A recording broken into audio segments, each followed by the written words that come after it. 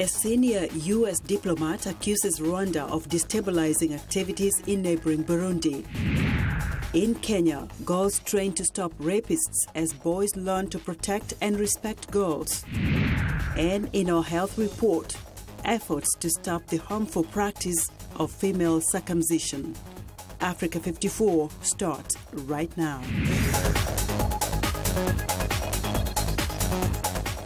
Good evening and welcome. I'm Vincent Makori. This is Africa 54.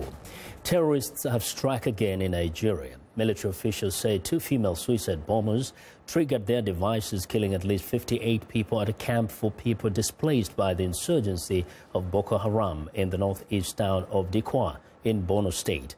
An emergency management official says that 78 people are wounded. The attack actually happened on Tuesday, but a breakdown in the telephone system prevented the incident being made public earlier. Came in from a town nearby called Boboshe. According to the one that arrested live, she confessed, and she even hints the military there were 3 coming because she feels that her parents are in the camp. That's why she refused to detonate her own bomb. No one has claimed responsibility for the attack, but suspicion immediately fell on Boko Haram, the Islamist terrorists behind much of the violence that forced people to flee their homes. Now, moving on, 2 senior U.S. diplomats are accusing Rwanda of destabilizing activities in neighboring Burundi, where political violence has left hundreds dead. The Assistant Secretary of State for African Affairs, Linda Thomas Greenfield, told a congressional committee on Wednesday that Rwanda is taking military actions in Burundi. We're also concerned in Rwanda of credible reports that recruitment of Burundian refugees may have occurred in the past year in the camps in Rwanda. It is essential that Rwanda play a constructive role in addressing regional conflicts, and we welcome their public and their private commitment to support a political and not military solution to the crisis in Burundi. We will continue to closely monitor developments in that area. Well, Rwandan President Paul Kagame is dismissing as childish the allegations that Rwanda is recruiting Burundians. Political violence and chaos has run rampant in Burundi since last April, when President Pierre Nkurunziza announced that he would run for a 3rd term. Nkurunziza was re-elected and sworn in last August. Now, going back to Nigeria, we told you about the bombing on Tuesday. To get some background and some analysis on how President Buhari has been performing in the fight against Boko Haram, we have on the phone Professor Kabir Mato, who is the head of the Political Science Department at the University of Abuja. Professor Mato, welcome to Africa 54. Yeah, thank you very much. Yeah, and now President Buhari came in with a promise that he's going to crush Boko Haram, but we keep hearing these attacks. Tell us, what is your assessment? How is the government doing in this fight against Boko Haram? Well, I think the government is, doing fairly very well, because there has been a renewed commitment in terms of the procurement of military hardware, and the morale of the officers who are on the battlefield is also higher. We have also seen the gradual liberation of several areas that were previously under the control of the insurgents in the northeastern part of the country, especially in the state of Borno.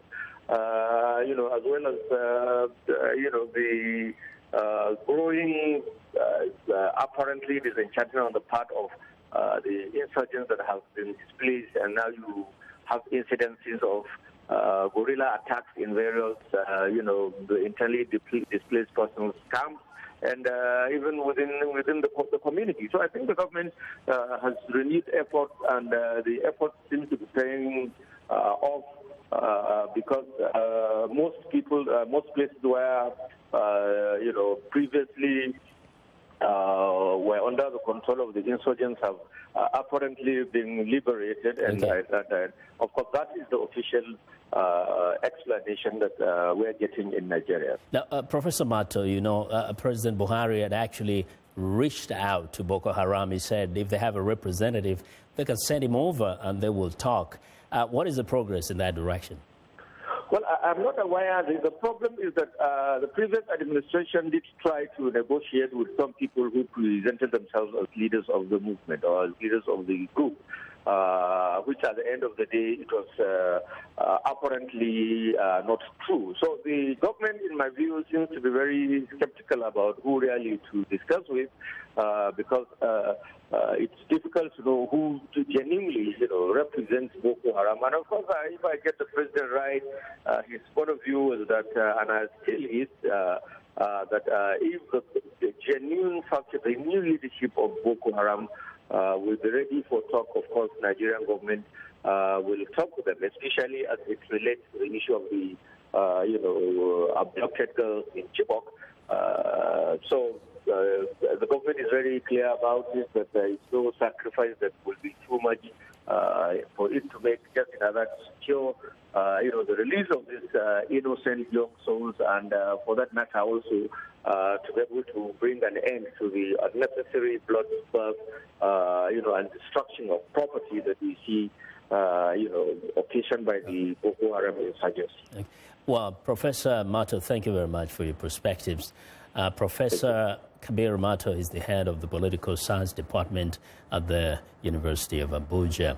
Going to East Africa now, an initiative to reduce and stop rape in the informal settlements around Kenya's capital city is having noticeable success. That's according to the program's organizers.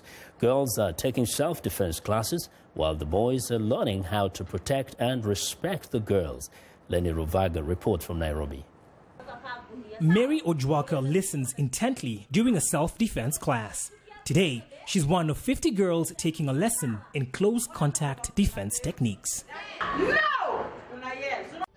Ojwaka lives in Korogosho, an informal settlement on the outskirts of Kenya's capital, Nairobi. She's attending the classes so she has the means to ward off any attacks of sexual violence. The classes are helpful because they teach girls who don't know how to defend themselves. If men come and try to assault, then they now know how to defend themselves. Ujamaa, the non-governmental organization that runs the No Means No campaign, says 1 out of every 4 women in Nairobi's informal settlements has been a victim of sexual assault. The girls undergo 6 weeks of training in which they learn both verbal and physical skills to ward off attacks. Project coordinator Nancy Omondi says the program has faced some resistance from men who sometimes resent being portrayed as perpetrators of rape. But the No Means No campaign also includes classes for boys. In Nairobi's Eastleigh suburb, high school students at St. Teresa's Boys' School are attending a class called Your Moment of Truth, which encourages the boys to stand up and protect girls against sexual assault. 18-year-old Patrick Makau has been taking the training for 3 years now. He says the classes have changed his perception of girls in society. I'll be able to know the importance of respecting them, not taking them for granted. We as men or boys also, we should take these girls, our sisters, to protect them, not violate them. Ujamaa runs the No Means No campaign in all of Nairobi's informal settlements. So far, around 30,000 young people have taken part since the program began 6 years ago. From the sound of it, the lessons of the program are sinking in. Lenny Ruvaga for VOA News, Nairobi, Kenya. Well, February is a Black History Month in the United States. The annual month-long national observance pays tribute to important people and events that shaped the history of African Americans. VOA's Chris Simpkins reports how one man fought against discrimination to help millions of blacks obtain the right to vote. Martin meant everything to me, really. He was freedom. C.T. Vivian remembers working with Martin Luther King Jr. in a campaign to guarantee voting rights for blacks. Here we are a democracy, and we're refusing the vote for at least 10 to 20 million people. We fought in every war that this country has had, and we have died in every one that it's had, and yet we didn't get the right to vote until 1965. Civil rights leader Vivian and others were on a mission to get blacks registered to vote in Selma, Alabama. The city, like many in the South, was racially divided 51 years ago. Selma's white leaders were determined to prevent African Americans from voting by enforcing discriminatory regulations. We were murdered for the right to vote. We were beaten at night by policemen. We were shot by them in the daytime, right? Because they wanted to keep us under constraint. Vivian took on Sheriff Jim Clark, an admitted racist who enforced local laws that denied blacks voting rights. I told him, I said, you can turn your back on me, but you cannot turn your back upon the idea of justice. So he decided to do what he always does, is beat people. Despite the dangers, Vivian led dozens of blacks to the courthouse in Selma in a campaign known as Nonviolent Direct Action to expose racism. We knew that we were going to get the right to vote. We wouldn't be citizens of this country until we had the right to vote. The vote is the most powerful instrument ever devised by man for breaking down injustice. When President Lyndon Johnson signed the 1965 Voting Rights Act, Vivian knew they had won the voting rights struggle. From that time on, there was no doubt in our mind that we were going to have the right to vote. I'm most proud about it because it gave dignity to us that we did not have. Being a part of history is humbling. Very few white people really know, and you'd be surprised how few black people really know too, right? If you know that somebody died for your freedom in the very beginning, you got to give that a second thought, and it gives you a better understanding of the struggle itself. We're willing to be beaten for democracy. But C.T. Vivian says he wants to be remembered for doing everything he could to achieve freedom and equality for all African Americans. Chris Simpkins, VOA News, Atlanta. We want to know what you think about Africa 54 and the stories we covered. Join the conversation on Facebook. The address is Africa54, and check out our headlines 24/7 on voaafrica.com. Find me on Twitter at VOA Vince Makori. Well, coming up, the fight to stop female genital cutting. Stay with us.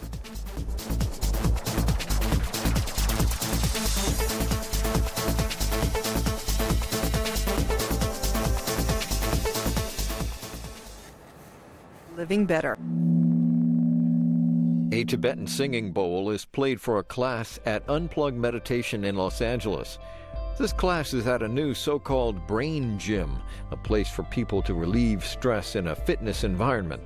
Owner Suze Yalof Schwartz says it was her mission to start a place that makes it easy for people to meditate. Why is there no dry bar of meditation where you kind of walk in feeling icky and walk out feeling great, and you learn it and you get it and you go? Being stressed is not very fun. People who meditate say the practice helps them to relax, focus, and even sleep better. For me, it's helped me calm down a lot. It's relieved a lot of my stress. It's made all of my relationships better. 2014 research from Johns Hopkins University found moderate evidence that continued meditation does improve symptoms of anxiety, depression, and pain. I'm Martin Seacrest for VOA's Living Better.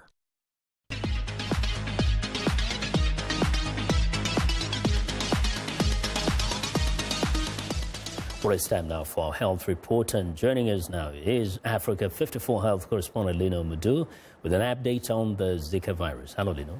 Hello, Vincent. A report in the New England Journal of Medicine presents a new evidence strengthening the link between the Zika virus and an increase in certain birth defects. The report, published Wednesday by a group of Slovenian researchers, was accompanied by an editorial by a group of U.S. health experts who support the conclusions made by the Slovenian study.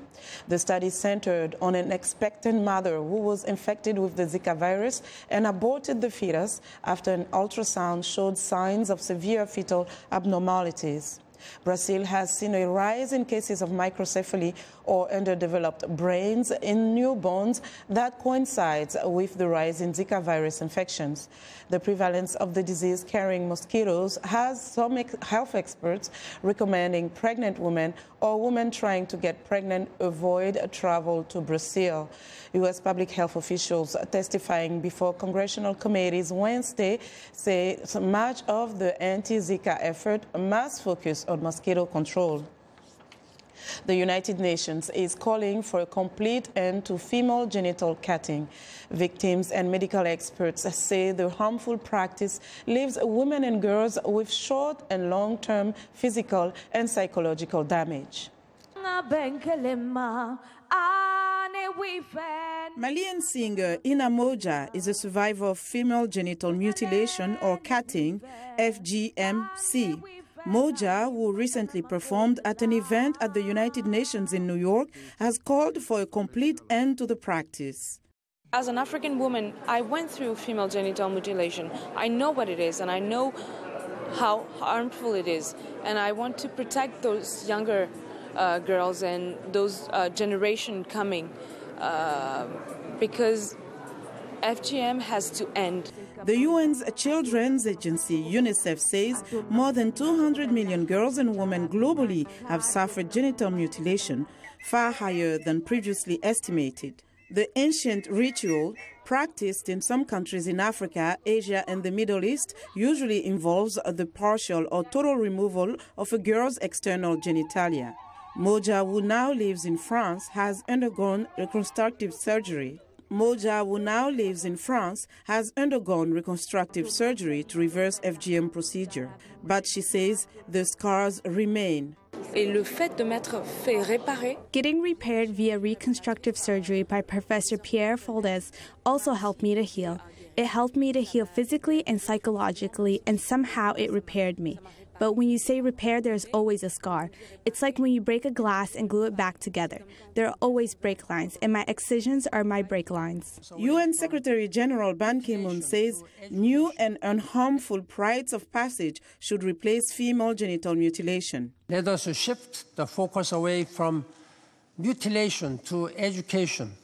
Let us make a world where FGM stands for focus on girls' minds. Ending female genital mutilation is part of a set of development goals adopted by UN member states last year. Goal 5 counts among its targets eliminating FGM by 2030. Somalia has the highest rate of FGM, where figures show 98% of women and girls between age 15 and 49 have been cut. Guinea, Djibouti and Sierra Leone also have very high rates. Joining us now in the studio is Angela Peabody, President and founder of the Global Women Peace Foundation. Ms. Peabody, welcome to Africa 54. Thank you. Thanks for having me. We saw the report. The practice is still ongoing. Some people call it circumcision, some people call it genital mutilation, others cutting. How do you define it? How do you call it and why?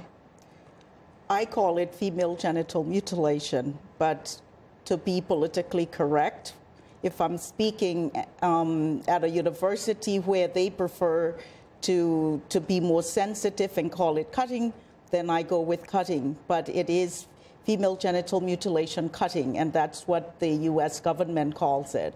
And when we look at this practice that has been there for so many years, over 5,000 years, if I remember correctly, it started in Egypt. Today, people are practicing it almost around the world. What is the reason? Some people try to tie it to religion, but it is not really a religious practice. It has absolutely nothing to do with religion. As a matter of fact, it predates Christianity, Islam, and Judaism.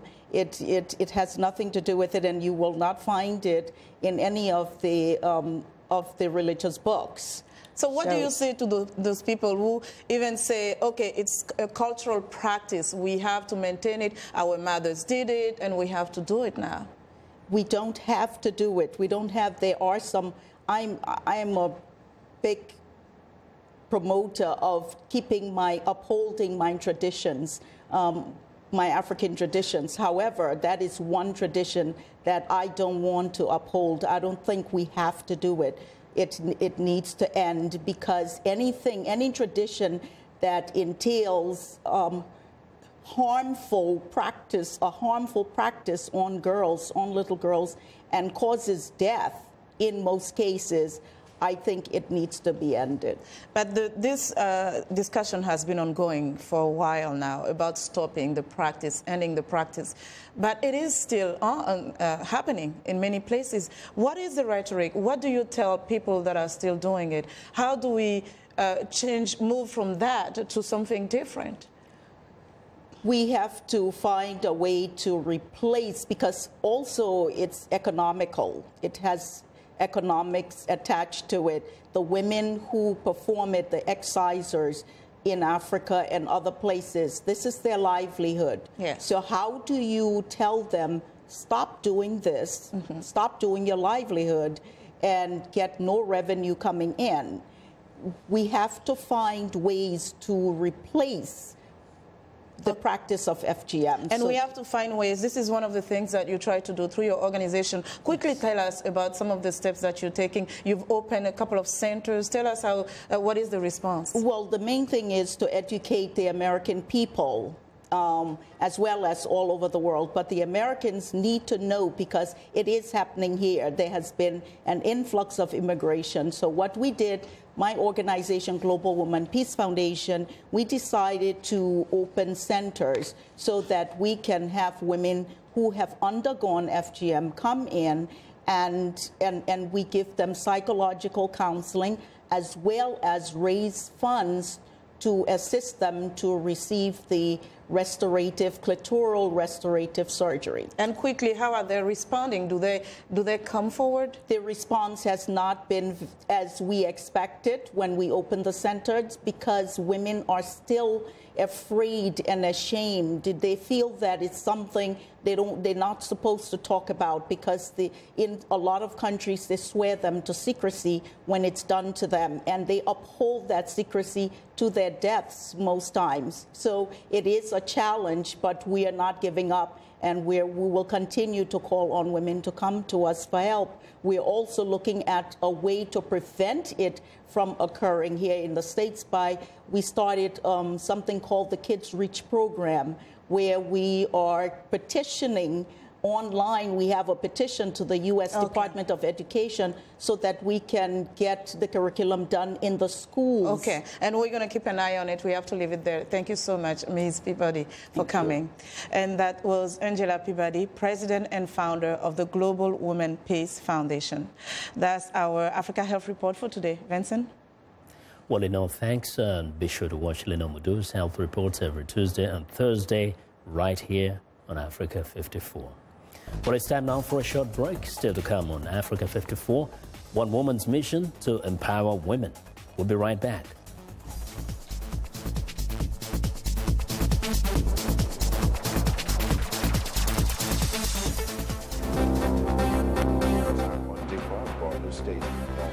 Nigeria.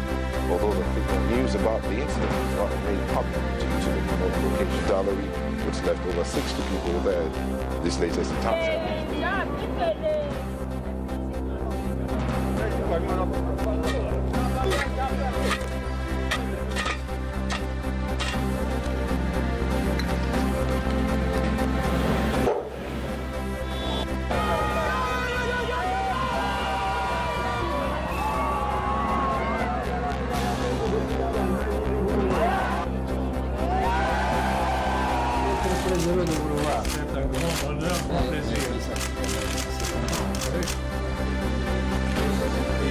Bien entendu, cet appel de plan Marshall, ce qu'on a besoin à mes yeux, c'est investir dans le pays, attirer.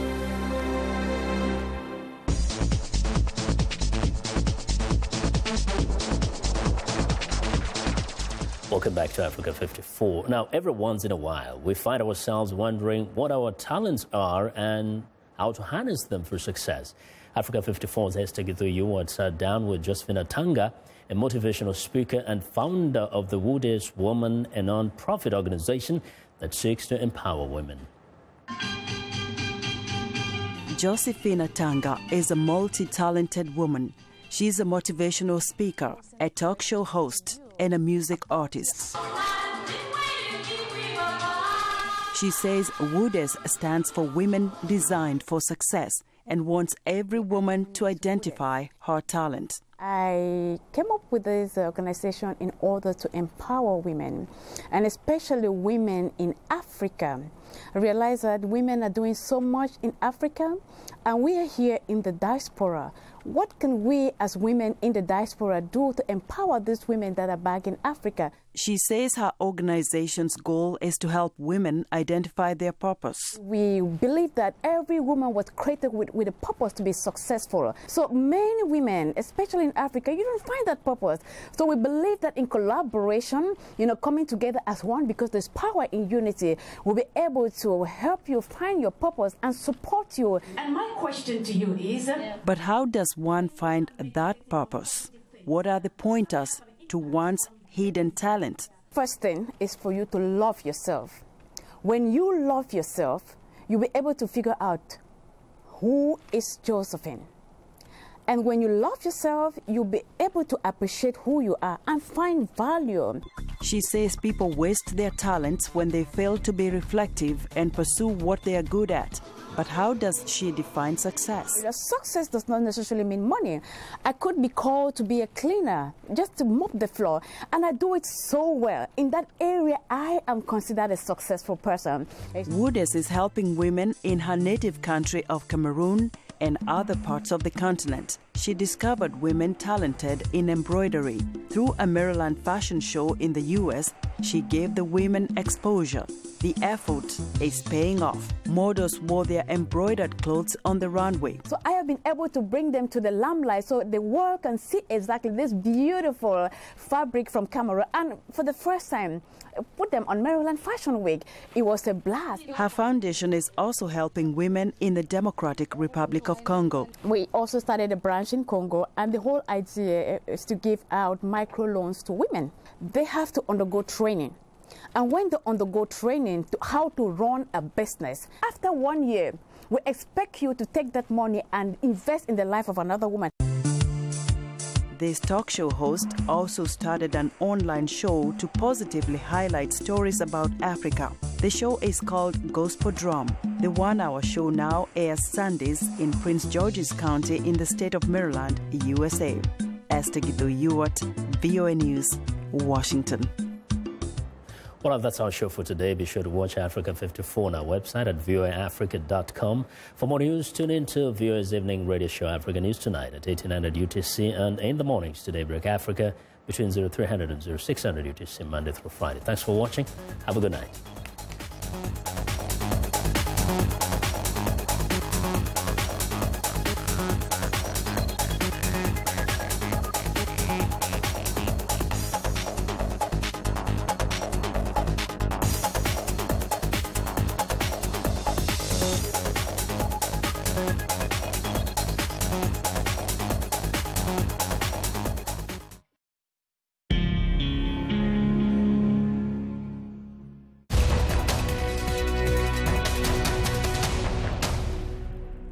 Welcome to the Voice of America's Newswords. Here is a story that has to do with defects or problems with cars. Listen for the word that means to take back something. Recall. They had meetings over this defect. They shared complaints over this defect. Yet there was no investigation by the government and no recall by General Motors until 10 years later. Recall. It is a word that means to ask people officially to return something. In our story, there were major problems with some General Motors cars.